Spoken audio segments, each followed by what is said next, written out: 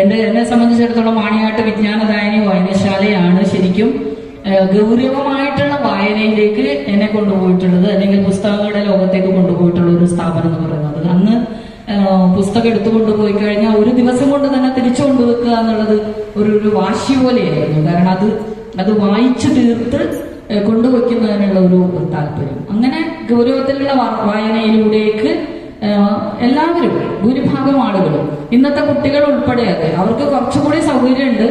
ഇന്ന് പലരും പുസ്തകങ്ങൾ ഇറങ്ങുമ്പോൾ സ്വന്തമായി വാങ്ങിക്കുകയാണ്. അതാണ് വ്യത്യാസം. പണ്ട് ലൈബ്രറികളിൽ പോയിട്ട്, വായനശാലകളിൽ പോയിട്ട് ഇരുന്ന് നമ്മൾ ഇങ്ങനെ അങ്ങനെയാണ് വായിച്ചിട്ടുള്ളതെങ്കിൽ ഇന്ന് ഭൂരിപക്ഷം കുട്ടികളും പുസ്തകങ്ങളെ സ്വന്തമായി വാങ്ങിയിട്ട് വായിക്കുന്ന ഒരു തലത്തിലേക്ക് വന്നിട്ടുണ്ട്. അത് അവർക്കുള്ള സാധ്യതയും അവരുടെ നേട്ടവുമാണ്, അല്ലെങ്കിൽ അവർക്ക് പ്രയോജനപ്പെടുത്താൻ കഴിഞ്ഞിട്ടുള്ള സമൂഹത്തിന്റെ വലിയൊരു സാധ്യതയാണ് പുസ്തകങ്ങൾ വായിക്കാൻ കിട്ടുന്നു ധാരാളമായിട്ട് എന്നുള്ളത്. ഇപ്പൊ പല കുട്ടികളുടെയും വീടുകളിലെ പുസ്തകങ്ങളുടെ ശേഖരം നോക്കിക്കഴിഞ്ഞാൽ അത്ഭുതം തോന്നും. പലപ്പോഴും എന്റെ വീടിന്റെ തൊട്ടപ്പുറത്ത് ഒരു കുട്ടിയുണ്ട്. അവൻ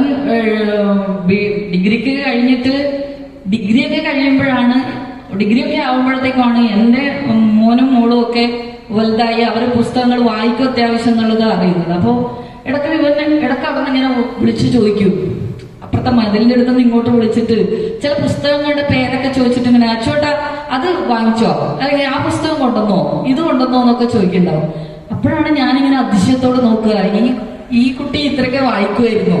കാരണം അവനെ എവിടെയും നമ്മൾ ഒരു വായനയുടെ അല്ലെങ്കിൽ മത്സരത്തിലോ സ്കൂളിൽ പഠിപ്പിക്കുമ്പോഴോ എവിടെയും നമ്മൾ കണ്ടിട്ടില്ല. പക്ഷെ അവനിപ്പോ വായിച്ചു തീർത്തിട്ടുള്ള പുസ്തകങ്ങളെ കുറിച്ച് ചോദിച്ചു കഴിഞ്ഞാൽ ഏകദേശം ഇറങ്ങുന്ന പുസ്തകം മുഴുവനും അവൻ വായിക്കുന്നുണ്ട്. ഒന്നുകിൽ ആരെങ്കിലും വാങ്ങിച്ചിട്ട്, അല്ലെങ്കിൽ മറ്റേതെങ്കിലും അവൻ തന്നെ സ്വന്തമായി വാങ്ങിച്ചിട്ട്. അപ്പോൾ പുതിയ തലമുറയെ സംബന്ധിച്ചിടത്തോളം നമ്മൾ പഴയ ആളുകൾ പറയുന്നത് അവർ വായനയിൽ നിന്ന് അകലുന്നു, അല്ലെങ്കിൽ വായന അത്ര ഗൗരവമായി കാണുന്നില്ല എന്നൊക്കെ പറയുന്നത് വെറുതെയാണ് എന്നുള്ള ഒരു അനുഭവമാണ് എനിക്കുള്ളത്. എല്ലാ കുട്ടികളും ഇപ്പൊ ഹാഫിൽ ഇവിടെ ഇരിക്കുന്നുണ്ട്.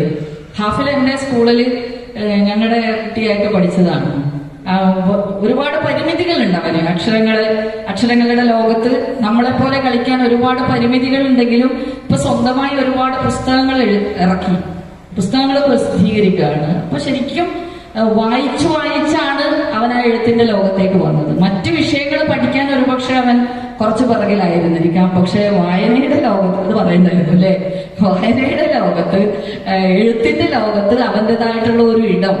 അപ്പൊ സ്വാഭാവികമായിട്ടും നമ്മുടെ കുട്ടികൾ ധാരാളമായിട്ട് ഈ രംഗത്തേക്ക്, പുതിയ തലമുറ വായനയിൽ നിന്ന് അകന്നു പോകുന്നില്ല എന്നുള്ള പ്രതീക്ഷ തന്നെയാണ് എനിക്കുള്ളത്. കാരണം നമ്മൾ ആ കുട്ടികളെ കാണുന്നത് കൊണ്ട് തന്നെ മനസ്സിലാവും. അതുപോലെ സാങ്കേതിക വിദ്യ അവരെ സഹായിക്കുന്നുണ്ട്. ഇപ്പോ പുതിയ കാലത്തെ വായനയെ കുറിച്ച് സുജിത്ത് ഇവിടെ പറയും. ഒരുപാട് ഇത്തരത്തിലുള്ള ആളുകളുമായിട്ട് സംവദിക്കുന്നയാളാണ് സുജിത്ത്. അപ്പോ സാങ്കേതിക വിദ്യയുടെ സഹായത്തോടെ ഇല്ലേ, ഇന്നിപ്പോ നിങ്ങൾ നോക്കുക, കുട്ടികൾക്കുള്ള ഒരു സൗകര്യം, നമുക്കും അതെ, ഒരു കഥാകാരന്റെ ശബ്ദത്തിൽ തന്നെ ആ കഥ കേൾക്കാൻ വേണ്ടി പറ്റും അല്ലേ. സാങ്കേതിക വിദ്യയുടെ സഹായത്തിൽ നമുക്ക് ഈ വായന എന്നുള്ളതിനകത്ത് പല പുസ്തകങ്ങളും അങ്ങനെ വന്നിട്ടുണ്ട്. കളക്ടർ ബ്രോയുടെയൊക്കെ പുസ്തകമൊക്കെ നമ്മൾ അതേ വോയിസിൽ ഇങ്ങനെ കേൾക്കുമ്പോൾ ശരിക്കും അയാൾ എന്താണ് എഴുതുമ്പോ എന്ത് ഫീലാണ് അതിൽ കൊണ്ടുപോകാൻ വേണ്ടി കൊടുത്തിട്ടുള്ളത്, അല്ലെങ്കിൽ അതിൽ ഉദ്ദേശിച്ചിട്ടുള്ളത് എന്നുള്ളത് ആ ശബ്ദത്തിൽ തന്നെ മനസ്സിലാവും. അപ്പൊ വായിക്കുമ്പോൾ നമ്മളതിന്റെ ഫീൽ എന്താണ് എന്നുള്ളത് നമ്മൾ കുറച്ചും കൂടി നമ്മുടെ ഒരു ചിന്ത കൂടി അതിനകത്തുണ്ടെങ്കിൽ മാത്രമേ ആ ഫീൽ നമുക്ക് കിട്ടുള്ളൂ. പക്ഷെ അവരുടെ ശബ്ദത്തിൽ തന്നെ അവരെഴുതിയ കഥ കേൾക്കുക എന്ന് പറയുന്നത് അത് പുതിയ സാങ്കേതിക വിദ്യയുടെ സഹായം കൊണ്ട് നമുക്ക് ഉണ്ടായിട്ടുള്ളതാണ്. അപ്പൊ വായനയും സാങ്കേതിക വിദ്യയും ഒക്കെ ഒരേപോലെ ഒരുമിച്ച് മുന്നോട്ടുള്ള ഒരു പ്രയാണത്തിലാണ് ഈ ഒരു കാലഘട്ടത്തിൽ നിൽക്കുന്നത്. അങ്ങനെയുള്ള ഒരു കാലഘട്ടത്തിൽ വായനാ ദിനം ആചരിക്കുക, വായനാ പക്ഷാചരണം അല്ലെങ്കിൽ വായനാ വാരാചരണം എന്നുള്ളതൊക്കെ ഒരു ഇതിന്റെ ഭാഗമായിട്ട് നമ്മളിങ്ങനെ ഒരുപാട് ആളുകൾക്ക്, അനുഭവങ്ങളുള്ള ആളുകൾക്ക് ഒത്തുകൂടാൻ വേണ്ടിയുള്ള ഒരു വേദിയാക്കുന്നു എന്നുള്ളതല്ലാതെ എല്ലാവരും വായനയുടെ ലോകത്തേക്ക് ധാരാളം ആളുകൾ, ഇപ്പോ നമ്മൾ പുതിയ പുതിയ വായനക്കാരെയൊക്കെ ചിലയിടത്തുനിന്ന് കണ്ടെടുക്കുകയാണ്. അടുത്ത കാലത്ത് കണ്ടു അല്ലേ, ആടിനെ മേയിച്ചുകൊണ്ട് ആടിനെ വളർത്തിക്കൊണ്ട് പിന്നെ അവിടെ പുസ്തകങ്ങളുടെ കൂട്ടുകാരിയായി അതായത് ഏറ്റവും നല്ല സുഹൃത്തായിട്ട് ആ ഏകാന്തതയിലും അല്ലെങ്കിൽ അവരുടെ കഷ്ടപ്പാടിലും അവർക്ക് ഏറ്റവും നല്ല സുഹൃത്തായി കണ്ടെടുക്കാൻ വേണ്ടി കഴിഞ്ഞിട്ടുള്ളത് പുസ്തകങ്ങളെയാണ്. അങ്ങനെ ഒരുപാട് ആളുകളെ നമുക്ക് കാണാൻ വേണ്ടി പറ്റും. അത് അറിയണമെങ്കിൽ ഇല്ലേ, മനോരമയുടെ ഒരിക്കലുള്ള ഒരു പരസ്യവാചകം ഉണ്ടായിരുന്നു. മനോരമയുടെ പരസ്യവാചകം എന്തുകൊണ്ടാണ് ടീച്ചർ പറയുന്നതെന്ന് ആലോചിക്കുന്നവരുണ്ടാവും. പക്ഷെ വായിച്ച് മനസ്സിൽ കാണുന്നതിന്റെ ഒരു സുഖം അതൊന്നും വല്ലാത്തതാണ് എന്നുള്ളത് അത് യഥാർത്ഥത്തിൽ വായിക്കുമ്പോൾ മാത്രമേ നമുക്ക് മനസ്സിലാവുള്ളൂ. ഞാൻ എപ്പോഴും പറയാറുണ്ട്, എന്റെ മക്കളോട് പറയാറുണ്ട്, എനിക്ക് കൊൽക്കത്ത കാണണം എന്ന് പറയാറുണ്ട്. അതായത് കൽക്കത്ത അത്ര മനോഹരമായ നഗരമൊന്നും അല്ലാന്ന് ഞാൻ പറയുമ്പോൾ എല്ലാരും പറയും. പക്ഷെ കൊൽക്കത്ത കാണാൻ വല്ലാതെ ആഗ്രഹമുള്ള ഒരാളാണ് ഞാൻ. കൊൽക്കത്തയിലൂടെ ഒരുപാട് തവണ ഞാൻ പല പുസ്തകങ്ങളിലൂടെ പോയി കഴിഞ്ഞു. ഇപ്പൊ കൊൽക്കത്ത നഗരം കാണണം എന്നുള്ള ആഗ്രഹം അല്ലെങ്കിൽ അത് ഒരു പരിധിവരെ പുസ്തകങ്ങളിലൂടെ അല്ലെങ്കിൽ ആ ഒരു നഗരത്തിന്റെ എല്ലാ പ്രതീതിയും ഇല്ലേ, നമ്മളെ ഓരോ സ്ഥലത്തും കൊണ്ടുപോകാൻ, നമ്മൾ കാണാത്ത വ്യക്തികളെ കാണിക്കാൻ, നമ്മളെ അറിയാത്ത അനുഭവങ്ങൾ ഉണ്ടാക്കാൻ, അങ്ങനെയൊക്കെ കഴിയുന്ന ഒരു മാന്ത്രികമായിട്ടുള്ള അനുഭവം തന്നെയാണ് വായന. അതിലൂടെ കടന്നു പോകാൻ വേണ്ടി കഴിവുള്ള എല്ലാവർക്കും കഴിയും. അക്ഷരം അറിയാവുന്ന എല്ലാവർക്കും സാധിക്കുന്ന ഒന്നാണ്. അതിന്റെ രുചി അറിഞ്ഞാൽ മാത്രമേ ആ ലോകത്തിന്റെ വിശാലമായ മേച്ചിൽപ്പുറങ്ങളിലേക്ക് നമുക്ക് പോകാൻ വേണ്ടി കഴിയുള്ളൂ. അപ്പോ എല്ലാവരും ഇവിടെയുള്ളവരോട് അത് പ്രത്യേകിച്ച് പറയേണ്ടതില്ല. വായനയുടെ ലോകത്തുള്ളവർ തന്നെയാണ് എല്ലാവരും. ഒരിക്കൽ കൂടി എന്നാലും ആ അനുഭവം നിങ്ങളിലേക്ക്, പുതിയ കാലത്തെ വായനയിലേക്ക് ആളുകളെ ഒന്ന് കൊണ്ടുപോകുന്നതിന് വേണ്ടിയിട്ടാണ് ഈ ഒരു ദിവസം നമ്മൾ പ്രയോജനപ്പെടുത്തിയിട്ടുള്ളത്. എന്തായാലും സുജിത്ത് കൂടുതലായിട്ട് സംസാരിക്കും. അതുകൊണ്ട് തന്നെ ഈ ഒരു വായനാ ദിനാചരണം നമ്മുടെ നഗരസഭ മുനിസിപ്പൽ ലൈബ്രറിയുടെ വായനാ വാരാചരണം ഔപചാരികമായി ഉദ്ഘാടനം ചെയ്ത് അറിയിച്ചുകൊണ്ട് നിർത്തുന്നു. ജനപ്രതിനിധികൾ,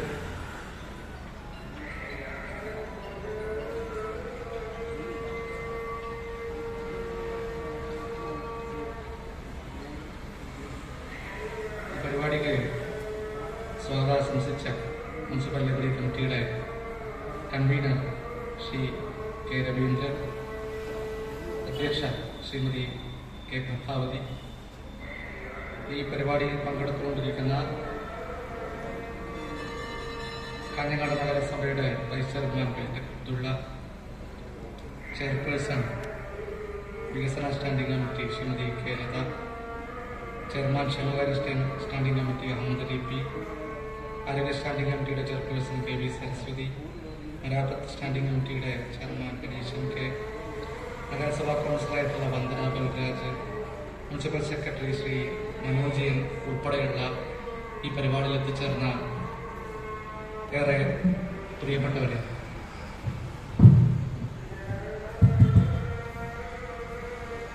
ഇവിടെ എനിക്ക് സംസാരിക്കാൻ നൽകിയിരിക്കുന്ന പുതിയ കാലത്തെ വായന എന്നാണ്. വായനയ്ക്ക് പുതിയ കാലം പഴയ കാലം ഒന്നുമില്ല. അക്ഷരങ്ങളെ അടുക്കിപ്പൊറുക്കി വെക്കുക എന്നുള്ളത് തന്നെയാണ് എങ്ങനെ വായിച്ചാലും വായനയുടെ ഏറ്റവും അവസാനത്തെ ഉത്തരം എന്ന് പറയുന്നത്. അത് പുസ്തകങ്ങൾ മാത്രമല്ല, നമ്മള് പത്രം വായിക്കുന്നുണ്ട്, നമ്മൾ മൊബൈൽ ഫോണിലൂടെ വായിക്കുന്നുണ്ട്, ഇപ്പോഴൊക്കെ ഇ റീഡിംഗ് ഒക്കെ തുടങ്ങിയിട്ടുണ്ട്. അപ്പോൾ കാലഘട്ടം മാറുന്നതിനനുസരിച്ച്, സാങ്കേതിക വിദ്യ മാറുന്നതിനനുസരിച്ച് വായനയുടെ രൂപവും ഭാവവും ഒക്കെ മാറും. പക്ഷേ വായനയുടെ ആകത്തുക എന്ന് പറയുന്നത് അന്നും ഇന്നും എന്നും ഒന്ന് തന്നെയായിരിക്കും. അത് മനുഷ്യനെ പുതുക്കുന്ന ഒരു സംഗതിയാണ്. വായിക്കേണ്ട പോലെ വായിക്കണം, വായിക്കേണ്ട പോലെ വായിച്ചാൽ മാത്രമേ പുതുക്കപ്പെടൂ. അതുകൊണ്ട് ഒരുപാട് പുസ്തകങ്ങള് വായിച്ച് അതൊന്നും മനസ്സിലേക്ക് എടുക്കാതെ വീണ്ടും വീണ്ടും വീണ്ടും ഒരുപാട് പുസ്തകങ്ങൾ വായിക്കുന്നതിനെ കൊണ്ട് യാതൊരു കാര്യമില്ല. അത് നമ്മൾ പുട്ടുണ്ടാക്കുന്ന സമയത്ത് അടിയിലത്തെ അടപ്പിടാതെ അതിലേക്ക് ഈ പുട്ടുപൊടി ഇടുന്നത് പോലെയായിരിക്കും. എത്ര ഇട്ടാലും അത് നിറയില്ല, അടിയിൽ അങ്ങ് ചോർന്നു പോകും. അപ്പൊ വായന എന്ന് പറയുന്നത് വെറുതെ ഇങ്ങനെ വായിച്ചു പോകേണ്ട ഒന്നല്ല, അത് നമ്മുടെ ജീവിതത്തിലേക്ക് പകർത്തിയെടുക്കേണ്ട ഒന്നാണ് എന്നും അങ്ങനെ പകർത്തിയെടുത്താൽ മാത്രമേ നമുക്ക് കൂടുതൽ മെച്ചപ്പെടാൻ സാധിക്കൂ എന്നും നമുക്ക് അനുദിനം പുതുക്കപ്പെടാൻ കഴിയുകയുള്ളൂ എന്നും നാം ആദ്യം ചിന്തിക്കണം. അതിലൊന്ന്, ഞാൻ പുതുക്കപ്പെടണം എന്നുള്ളത് ആദ്യം ചിന്തിക്കേണ്ടത് അവരവർ തന്നെയാണ്. അല്ലാതെ ലോകത്ത് ആര് വിചാരിച്ചാലും, അത് പുസ്തകങ്ങൾ വിചാരിച്ചാലും നമ്മൾ പുതുക്കപ്പെടാനൊന്നും പോകുന്നില്ല. നമ്മൾ ചിന്തിക്കണം, ഓരോ പുസ്തകം വായിക്കുമ്പോഴും ഇതിൽ പറയുന്ന കാര്യങ്ങളെ ഉൾക്കൊള്ളാൻ വേണ്ടി നമുക്ക് കഴിയണം എന്നുള്ളതാണ്. നമ്മുടെ വായനയുടെ ഏറ്റവും വലിയ പരാധീനതകളിൽ ഒന്ന് എന്നുള്ളത് ഈ വായിച്ച കാര്യങ്ങളെ ജീവിതത്തിലേക്ക് പകർത്താതിരിക്കുക എന്നുള്ളത് തന്നെയാണ്. അത് നോവലുകളും സാഹിത്യങ്ങളും മാത്രമല്ല, നമ്മുടെ പാഠപുസ്തകത്തിൽ എഴുതി ആ പാഠപുസ്തകത്തിലെ കാര്യങ്ങൾ അധ്യാപകർ പഠിപ്പിച്ച് ആ പഠിപ്പിച്ച കാര്യങ്ങൾ പരീക്ഷയിലേക്ക് എഴുതി ഉന്നത മാർക്ക് വാങ്ങി വലിയ ജോലിയിലേക്ക് എത്തിയാൽ പോലും അത് എഴുതിയ കാര്യങ്ങൾ നമ്മുടെ ജീവിതത്തിലേക്ക് പകർത്തില്ല. മാർക്കിന് വേണ്ടി നമ്മൾ പഠിക്കും. ഉദാഹരണത്തിന് ഞാൻ എപ്പോഴും പറയാറുണ്ട്, ഭൂമി ഉണ്ടായത് എങ്ങനെയാണ് എന്ന് ഒരു സയൻസ് ക്ലാസ്സിൽ, ഒരു സാമൂഹ്യ ശാസ്ത്ര ക്ലാസ്സിൽ പഠിപ്പിക്കുന്നുണ്ടെങ്കിൽ അതിന് ഉത്തരം മഹാവിസ്ഫോടന സിദ്ധാന്തത്തിന്റെ ഭാഗമായിട്ടാണ്. ആ മഹാവിസ്ഫോടന സിദ്ധാന്തമായിരിക്കും ഭൂമി ഉണ്ടായത് എങ്ങനെയാണ് എന്ന കാര്യത്തെ കുറിച്ച് പഠിപ്പിക്കാൻ ഉപയോഗിക്കുന്ന ഒരു തിയറി എന്ന് പറയുന്നത്. അതായത് കോടിക്കണക്കിന് വർഷങ്ങൾക്ക് മുമ്പ് സൂര്യന്റെ ഒരു ഭാഗം സ്ഫോടനത്തിന്റെ ഭാഗമായി അടർന്നു മാറുകയും അത് വിവിധ ഭാഗങ്ങളായി മാറുകയും അതിലൊന്ന് ഭൂമിയായി മാറി എന്നുള്ളതുമാണ്. അപ്പൊ പരീക്ഷയ്ക്ക് എങ്ങനെയാണ് ഭൂമി ഉണ്ടായതെന്ന് ചോദിച്ചാൽ ഒരു കുട്ടി അധ്യാപകൻ പഠിപ്പിച്ചത്, പാഠപുസ്തകത്തിലുള്ളത്, അവൻ വായിച്ചത്, അവൾ വായിച്ചത്, അതുപോലെ പരീക്ഷ പേപ്പറിലേക്ക് എഴുതി വെക്കും, ഉത്തരക്കടലാസിലേക്ക് എഴുതി വെക്കും.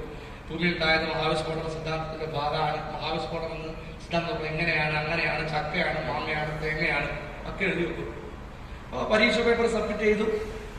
അധ്യാപകൻ കുട്ടിയുടെ ഉത്തരക്കടലാസ് നോക്കുകയാണ്. ഞാൻ പഠിപ്പിച്ചതുപോലെ തന്നെ കുട്ടി എഴുതിയിട്ടുണ്ട്.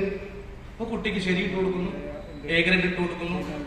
ഈ പരീക്ഷ പേപ്പർ ആദ്യം കണ്ട അധ്യാപകന് സന്തോഷം, എന്താണ് എന്റെ കുട്ടി ഞാൻ പഠിപ്പിച്ചതൊക്കെ എഴുതിയിട്ടുണ്ട്.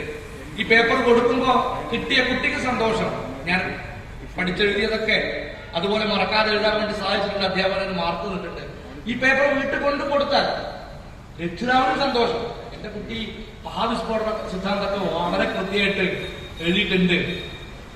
അങ്ങനെ ഈ പരീക്ഷ കഴിഞ്ഞ് അല്ലെങ്കിൽ ആ പരീക്ഷ ഹാളിൽ നിന്ന് പുറത്തേക്ക് ഇറങ്ങുമ്പോ കുട്ടിയോട് ചോദിക്കുന്നു, മോളെ എങ്ങനെയാണ് ഭൂമി ഉണ്ടായെന്ന് ചോദിച്ചാൽ ആ കുട്ടി പറയും ദൈവം ഉണ്ടാക്കിയതാണെന്ന് പറയും. മാർക്ക് കൊടുത്ത അധ്യാപകൻ പറയും ദൈവം ഉണ്ടാക്കിയതെന്ന് പറയും. വീട്ടിൽ ഇത് കണ്ട് സന്തോഷിച്ച രക്ഷിതാവും പറയും ദൈവം ഉണ്ടാക്കിയതാണെന്ന് പറയും. മഹാവിസ്ഫോടന സിദ്ധാന്തം എവിടെ തീർന്നു? മഹാവിസ്ഫോടന സിദ്ധാന്തം എവിടെ തീർന്നു? ഉത്തരക്കടലാസ് തീർന്നു. മഹാവിസ്ഫോടന സിദ്ധാന്തം എവിടെ തീർന്നു? PSC പരീക്ഷയിൽ തീർന്നു. ജോലി കിട്ടാനും മാർക്ക് കിട്ടാനും മാത്രമുള്ള ഉപാധിയായി വായന മാറുന്നതിന്റെ ഏറ്റവും വലിയ പരാധീനതകളിൽ ഒന്നാണ്, ഒരു ഉദാഹരണങ്ങളിൽ ഒന്നാണ് ഞാനിവിടെ പറഞ്ഞത്. അതുകൊണ്ടാണ് ഇന്ത്യയിലെ തന്നെ ഏറ്റവും വലിയ ശാസ്ത്രകാരന്മാർ ISROയുടെ കീഴിൽ ജോലി ചെയ്യുന്നവരാണ്. ഇന്ത്യൻ അല്ലെ, ISROക്കാരാണ് ഇന്ത്യയിലെ ഏറ്റവും പ്രഗത്ഭരായ ശാസ്ത്രകാരന്മാർ. സയൻസ് ആണ് എല്ലാത്തിനും മുകളിൽ, ശാസ്ത്രമാണ് എല്ലാത്തിനും മുകളിൽ എന്ന് പറയേണ്ടവരാണ്, എന്ന് വായിച്ചു പഠിച്ചവരാണ് ISROയുടെ ശാസ്ത്രകാരന്മാർ. ഇതിനിടയില് മുകളിലോട്ടേക്ക് ചാന്ദ്രയാൻ വിട്ടപ്പോ, മംഗൾയാൻ വിട്ടപ്പോ എന്തായത്, ആദ്യം ഒരു ഗണപതി ഹോമം.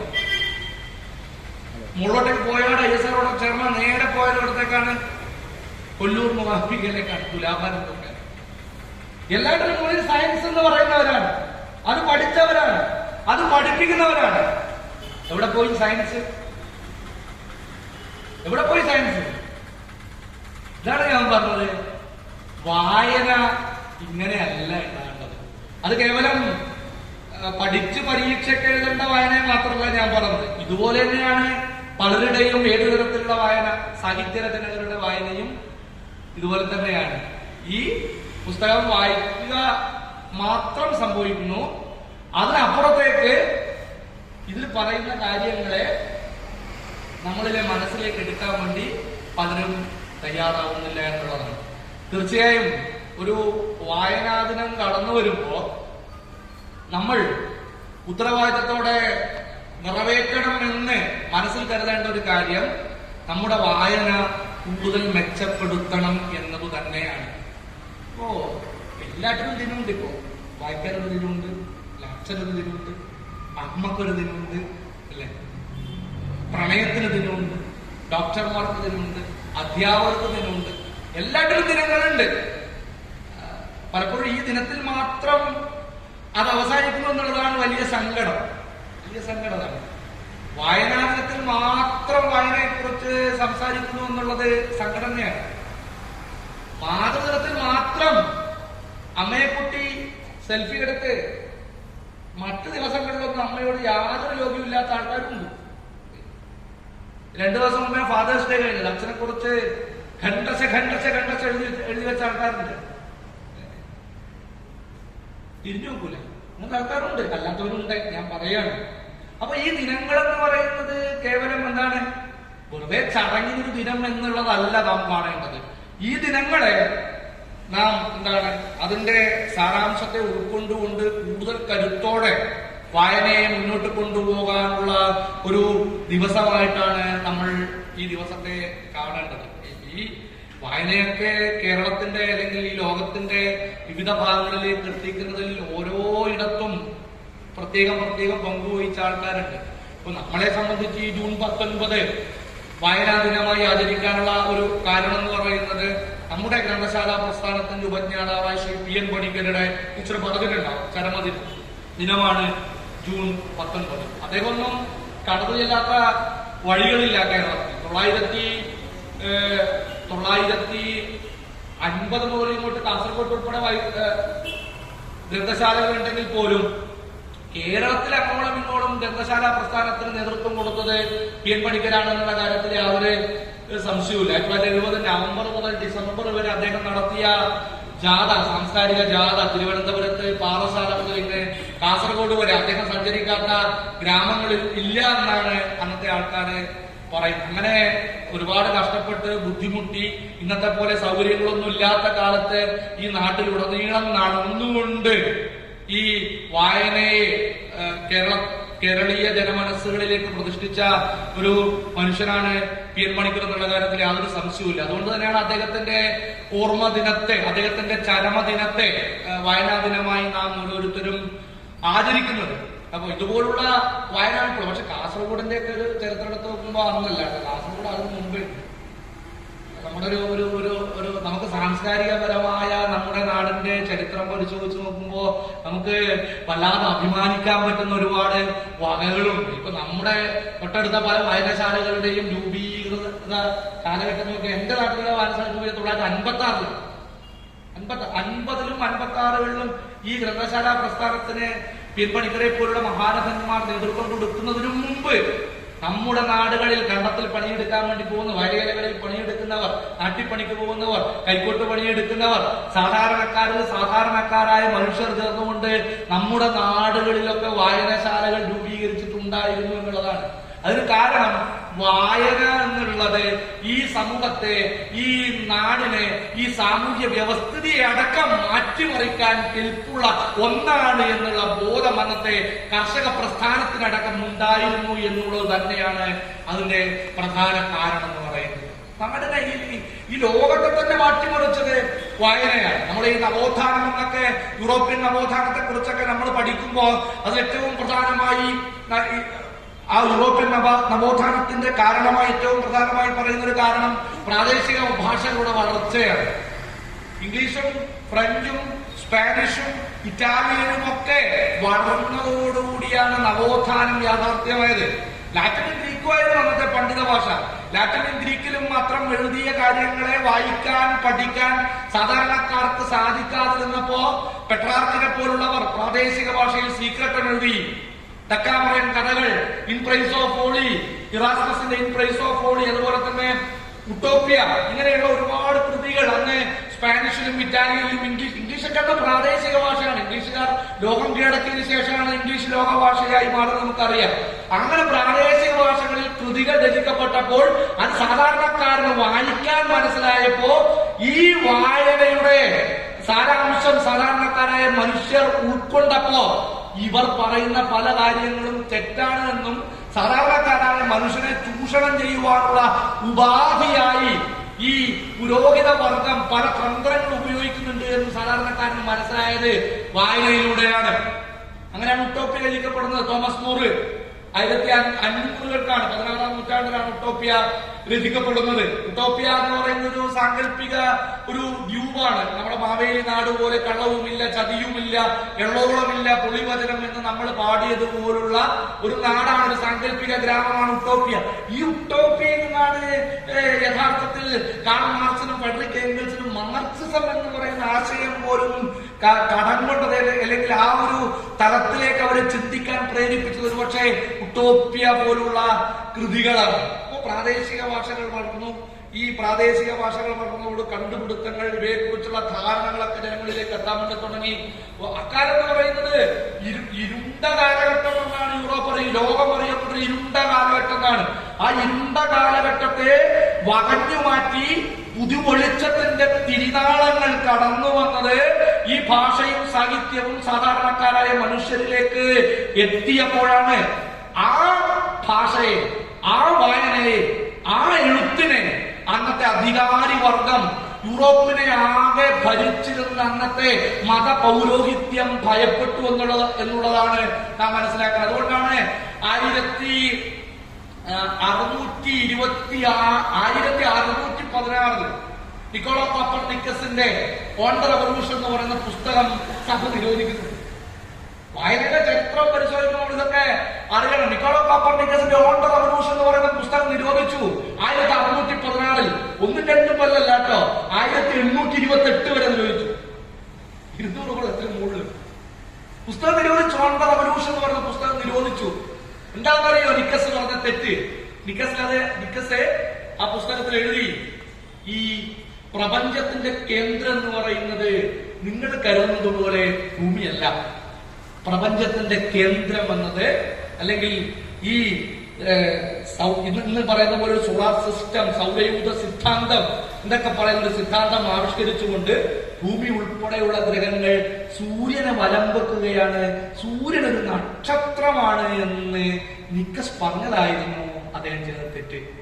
അതുവരെ ഉണ്ടായിരുന്ന മതപൗരോഹിത്യം, അന്നത്തെ പണ്ഡിതന്മാർ, ബൈബിൾ, ഇതിലൊക്കെ പറഞ്ഞതാണ് ഭൂമിയാണ് കേന്ദ്രം, ഭൂമിയാണ് കേന്ദ്രം, അതല്ല സൂര്യനാണെന്ന് പറഞ്ഞപ്പോ നിക്കസിന്റെ പുസ്തകം നിരോധിച്ചു. നിക്കസിന്റെ പുസ്തകം നിരോധിച്ചതിനപ്പുറത്തേക്ക് കോപ്പർനിക്കസിനെ പിന്തുണച്ച ഒരു പോളിഷ് ശാസ്ത്രകാരൻ ജിയാനാർഡോ ബ്രൂണോ എന്ന് പറയുന്ന മനുഷ്യൻ അന്നത്തെ ക്രൈസ്തവ പൗരോഹിത്യം ജീവനോടെ ചുറ്റുവന്നിരുന്നു. വായനയുടെ അറിവിന്റെ ചരിത്രം നമ്മൾ പരിശോധിക്കുമ്പോൾ ജിയാനാർഡോ ബ്രൂണോയൊന്നും ഒരിക്കലും മറക്കാൻ വേണ്ടി പാടില്ല. അദ്ദേഹത്തിന്റെ സിദ്ധാന്തം എഴുതി വെച്ചു. അദ്ദേഹം കോപ്പർനിക്കസിനെ അനുകൂലിച്ചു എന്ന് മാത്രമല്ല, സൂര്യൻ ഒരു നക്ഷത്രമാണ് എന്നും ഈ ഭൂമി എന്ന് പറയുന്ന ഗ്രഹം സൂര്യനെ ചുറ്റിക്കൊണ്ടിരിക്കുകയാണെന്നും പറഞ്ഞു.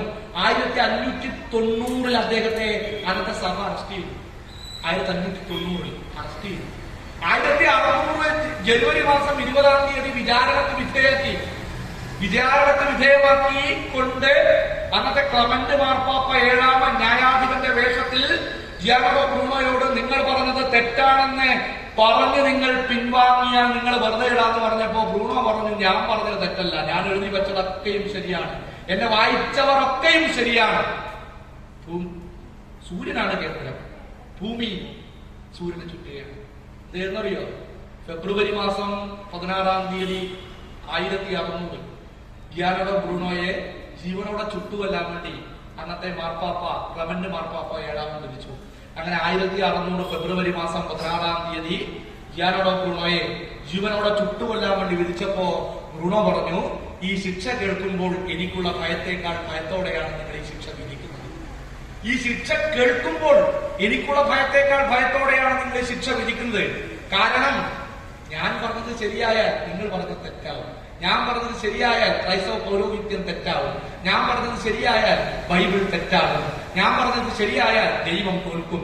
സ്വാഭാവികമായും എനിക്ക് ഈ ശിക്ഷ കേൾക്കുമ്പോഴുള്ള ഭയത്തേക്കാൾ ഭയത്തോടെയാണ് നിങ്ങൾ ഈ ശിക്ഷ വിധിക്കുന്നത്. അങ്ങനെ 1600 ഫെബ്രുവരി മാസം 16-ാം തീയതി കത്തിയെരിയുന്ന തീച്ചുളയിലേക്ക് ജിയാനാർഡോ ബ്രൂണോ എന്ന പോളിഷ് ശാസ്ത്രകാരനെ അന്നത്തെ ക്രൈസ്തവ മത പൗരോഹിത്യം വലിച്ചെറിഞ്ഞു. ജീവിതത്തിനും മരണത്തിനുമിടയിൽ ആ മനുഷ്യൻ പിടഞ്ഞുകൊണ്ടിരുന്നപ്പോ അദ്ദേഹത്തിന്റെ കത്തിയെരിയുന്ന മാംസത്തിന്റെ ഗന്ധം ആ പ്രദേശത്തേക്കാകമാനം വമിക്കുമ്പോഴും പ്രിയപ്പെട്ടവരെ ഭൂമി സൂര്യനെ ചുറ്റിക്കൊണ്ടേയിരിക്കുകയാണ്.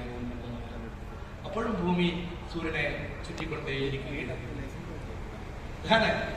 വായന, എഴുത്ത് എന്ന് പറയുന്നത് ഓരോ കാലഘട്ടത്തിലും അതത് കാലഘട്ടത്തിന്റെ ആധിപത്യ ശക്തികൾക്കെതിരായിട്ടുള്ള വെല്ലുവിളികളുടെ ആയുധമായിരുന്നു എന്നുള്ളതാണ്.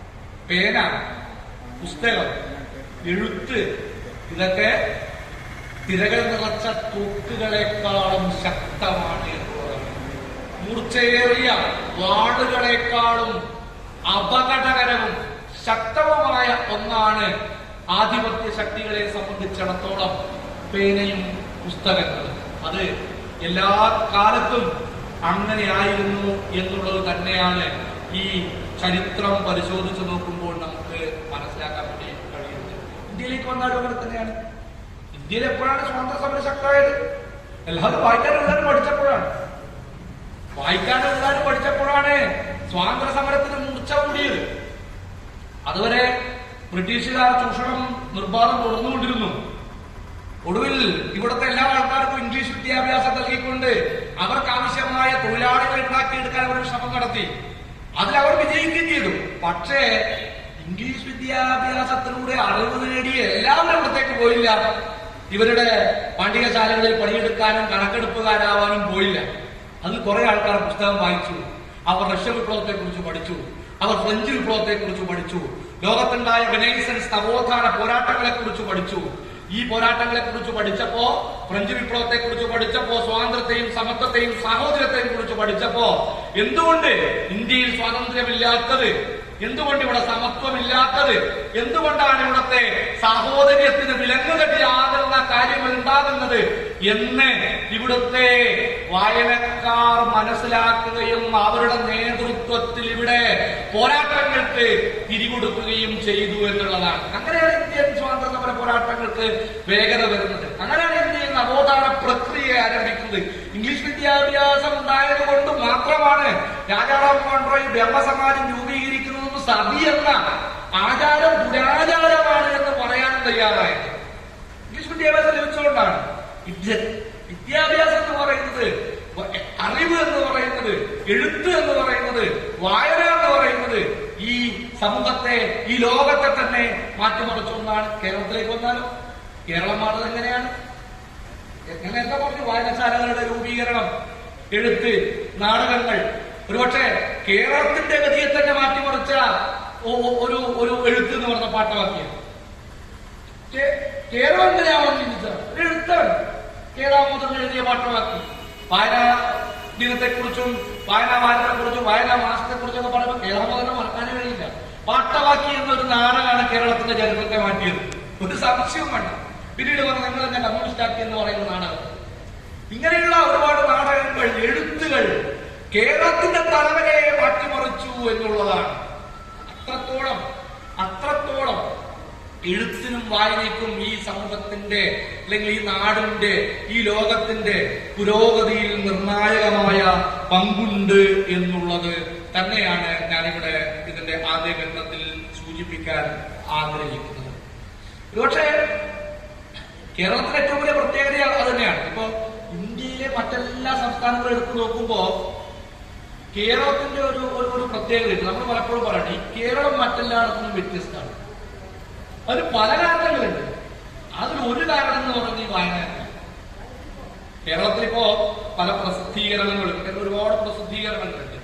ഇത്രത്തോളം പുസ്തകങ്ങൾ നടക്കുന്ന ഒരു പ്രസിദ്ധീകരണം ഇന്ത്യയിൽ മറ്റൊരു സംസ്ഥാനത്തില്ല. വായനശാലകളുടെ എണ്ണം നോക്കണം. ഒറ്റയേക്ക വായനശാലകളുടെ സംസ്ഥാനമുണ്ട് ഇന്ത്യയിൽ. ഒറ്റയക്കത്തിലുണ്ട്, രണ്ടക്കത്തിലുണ്ട്, മൂന്നക്കത്തിലുണ്ട്. കേരളത്തിന്റെ ഒരു പ്രത്യേകത പറഞ്ഞാല് ആരാധനാലയങ്ങളെക്കാളും കൂടുതൽ വായനശാലകളും ക്ലബുകളുള്ള ഇന്ത്യയിലെ ഏക സ്ഥലം അത് ഈ കേരളം മാത്രമാണ് കേട്ടോ. ആരാധനാലയങ്ങളെക്കാളും കൂടുതലാണ് വായനശാലകളും ക്ലബുകളും ഈ കേരളത്തിൽ. എന്റെ അഭിപ്രായത്തിൽ കേരളത്തിന്റെ മുന്നോട്ട് പോക്കിന് ഒരു പ്രധാനപ്പെട്ട കാരണം തന്നെയാണ് എല്ലാ മനുഷ്യരെയും ഒരുപോലെ കാണണമെന്ന് പറയുന്ന ഇടങ്ങളാണ് വായനശാലകൾ എന്ന് പറയുന്നത്. വായനശാലയിൽ ജാതി നോക്കിയോ മതം നോക്കിയോ നീ ഏത് തറവാട്ടിൽപ്പെട്ടവനാണെന്ന് നോക്കിയോ അല്ല അത് അവിടെ മെമ്പർഷിപ്പ് കൊടുക്കുന്നത്.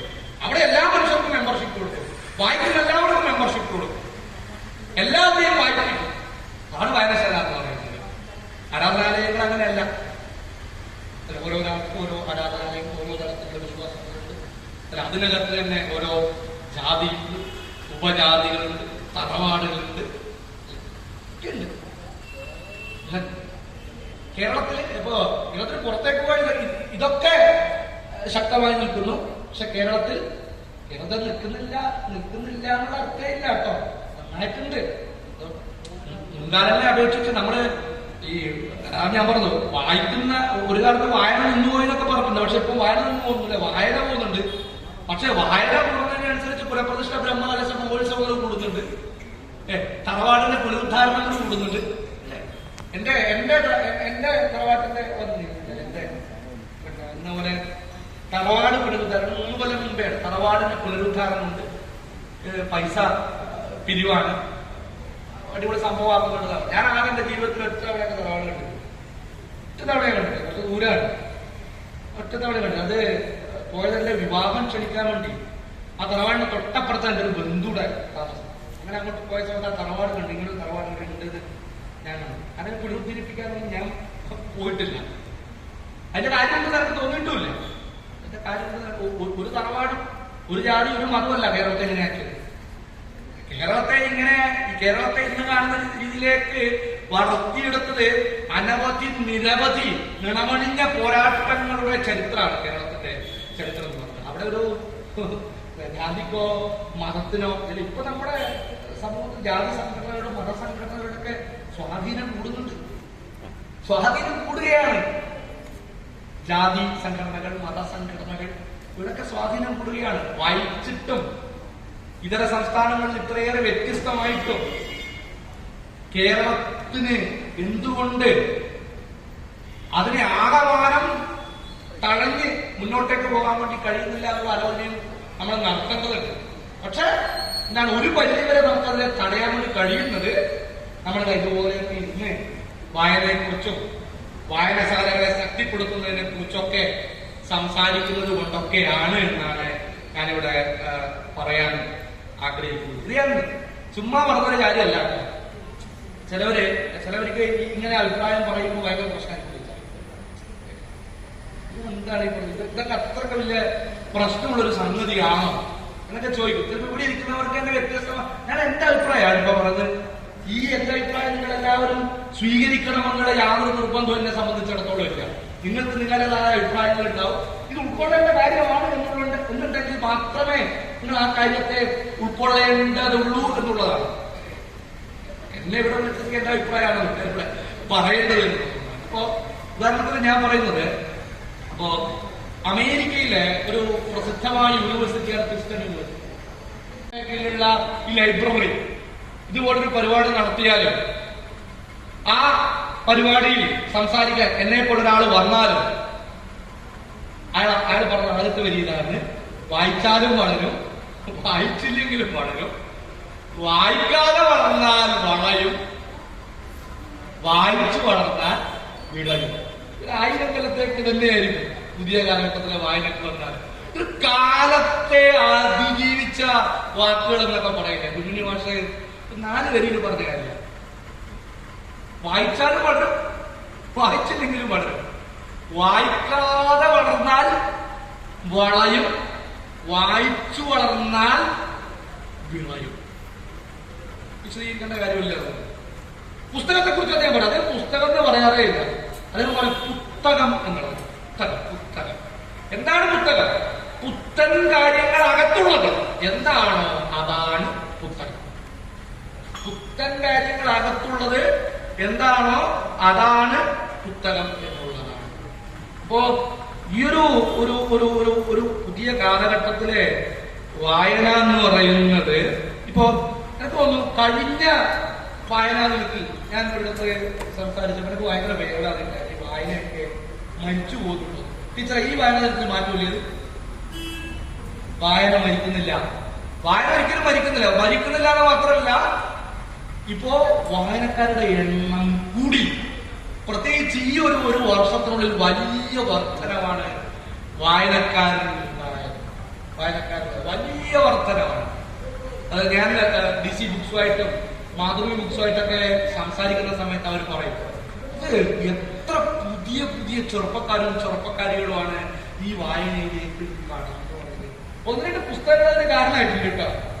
എന്നിട്ട് ഈ റാം കെയർ ഓഫ് ആനന്ദി എന്നൊക്കെ പറയുന്ന അഖിൽ പി ധർമ്മജന്റെ ഒരു പുസ്തകം, ഏറ്റവും പ്രിയപ്പെട്ട എന്നോട്, പഴയ മോഹന്റെ ഒരിക്കൽ, അത് വീണ്ടും ഇതൊക്കെ വീണ്ടും ആൾക്കാരിലേക്ക് എത്തിയത് ഇൻസ്റ്റാഗ്രാം വഴിയാണ്.